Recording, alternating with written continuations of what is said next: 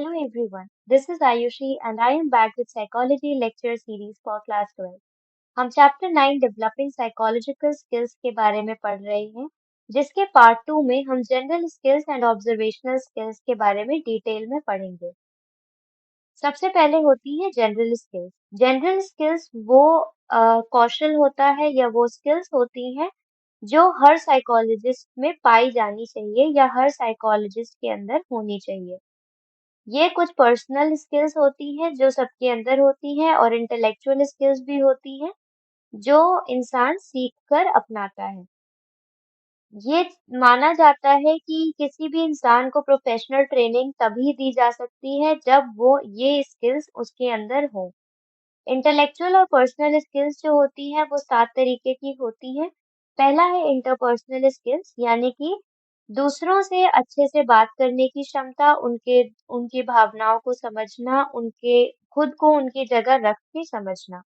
Next है cognitive skills यानी कि तकलीफों को या प्रॉब्लम्स को सॉल्व करने की क्षमता, अच्छे से सोच विचार करने की क्षमता और रीजनिंग करने की क्षमता। नेक्स्ट है अफेक्टिव स्किल्स यानी कि भावनाओं को कंट्रोल करना, भावनाओं को बैलेंस करना, जिसकी वजह से आप खुद की भावना को इंटरवीन ना करने दें दूसरों की प्रॉब्लम सॉल्व करने के लिए। नेक्स्ट है पर्सनालिटी यानी कि जो साइकोलॉजिस्ट होता है उसका ऐसा व्यक्तित्व होना चाहिए कि वो दूसरों की मदद करना चाहे, नए विचारों को अपने अंदर लेने के लिए तैयार रहे, वो हमेशा ईमानदार रहे और एथिकल बिहेवियर को ध्यान में रखे। नेक्स्ट है एक्सप्रेसिव स्किल्स यानी कि एक साइकोलॉजिस्ट जो होता है उसको अपनी भावनाओं को, विचारों को और जानकारियों को दूसरों के साथ बांटने में या कम्युनिकेट करने में आसानी हो। नेक्स्ट है रिफ्लेक्टिव स्किल्स। इसका मतलब होता है कि दूसरों की भावनाओं को, दूसरों के व्यवहारों को और खुद के व्यवहारों को समझने की क्षमता। लास्ट है पर्सनल स्किल्स यानी कि खुद में अच्छे से ऑर्गेनाइज रहना, चीजों के बारे में परेशान ना होना, अपना हाइजीन मेंटेन करना, अपने समय को अच्छे से इस्तेमाल करना और अच्छे से ड्रेसअप होना। नेक्स्ट है इंडिविजुअल एंड कल्चरल डिफरेंसेस जो होते हैं उनके बारे में साइकोलॉजिस्ट को पता होना चाहिए, उनको ध्यान में रखकर चीजों को सॉल्व करना चाहिए। फर्स्ट है जो साइकोलॉजिस्ट होता है उसको खुद के बारे में जानकारी होनी चाहिए क्योंकि वो एक प्रोफेशनल है और वो कई तरह के लोगों से इंटरेक्ट करता है।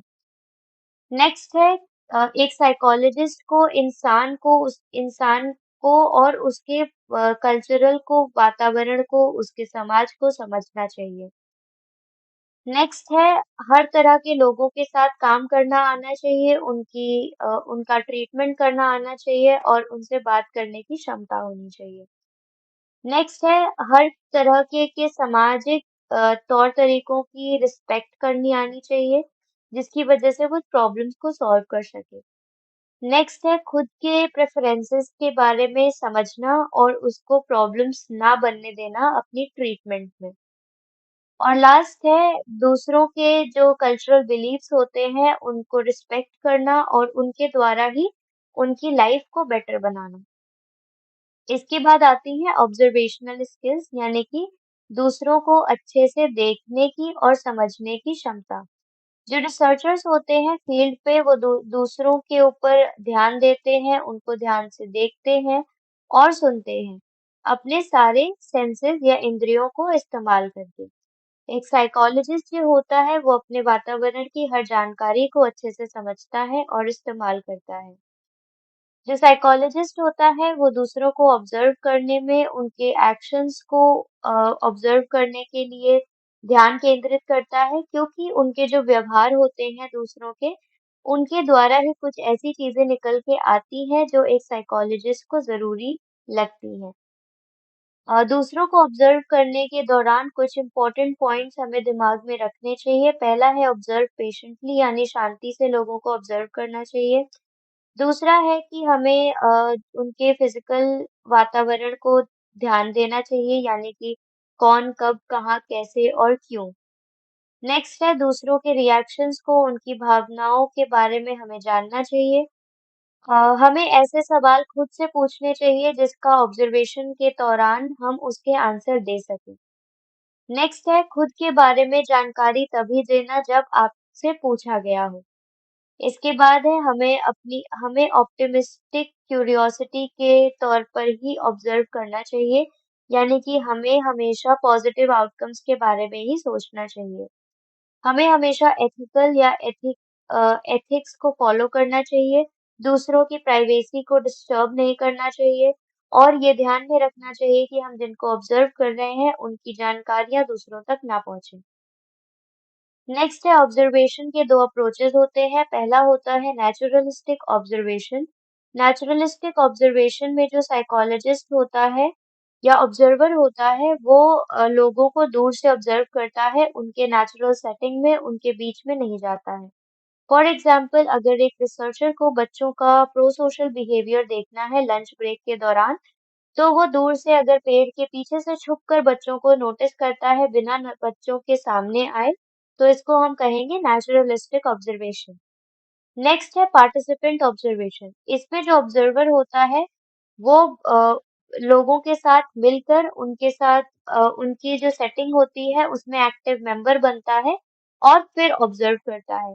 फॉर एग्जाम्पल ऊपर वाले एग्जाम्पल में जो साइकोलॉजिस्ट है या रिसर्चर है वो पेड़ के पीछे से नहीं ऑब्जर्व करता है बल्कि बच्चों का टीचर बन के उनके बीच में जाके उनके साथ रह के उनको ऑब्जर्व करता है, तो ये हो जाएगा पार्टिसिपेंट ऑब्जर्वेशन।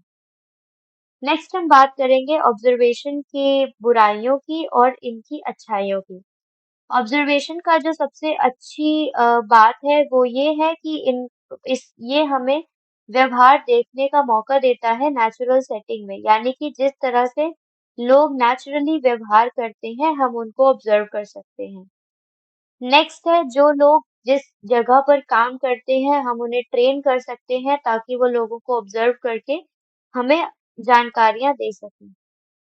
ऑब्जर्वेशन का डिसएडवांटेज ये होता है कि हम जिन भी चीज़ों को ऑब्जर्व कर रहे हैं उस वो हम बायस हो सकते हैं, क्योंकि जो लोग होते हैं उनकी भावनाएं होती हैं कि अगर मुझे कोई ऑब्जर्व कर रहा है तो मैं अच्छे से व्यवहार करूं, जिसकी वजह से बायस्ड हो जाते हैं रिजल्ट्स और अच्छे से ऑब्जर्वेशन नहीं हो पाता है। नेक्स्ट है कि जनरली जो रोज़ाना की प्रतिक्रियाएँ होती हैं, वो इतनी कॉमन या रूटीन होती हैं कि ऑब्ज़र्वर कभी-कभी उनको नज़रअंदाज कर देता है। लास्ट है जो इसका डिसएडवांटेज होता है, वो ये होता है कि कभी-कभी ऑब्ज़र्वर की होने की वजह से लोगों को लगता है कि वो स्टडी का हिस्सा बन रहे हैं, जिसकी वजह से वो अच्छे से व्यवहार नहीं करते हैं। इस टॉपिक से रिलेटेड अगर आपको कोई भी डाउट्स या क्वेरीज हैं तो आप अपने क्वेश्चंस कमेंट सेक्शन में ड्रॉप कर सकते हैं। साइकोलॉजी से रिलेटेड ऐसी ही एजुकेशनल वीडियोस के लिए गुरुकुल चैनल को सब्सक्राइब करना ना भूलें।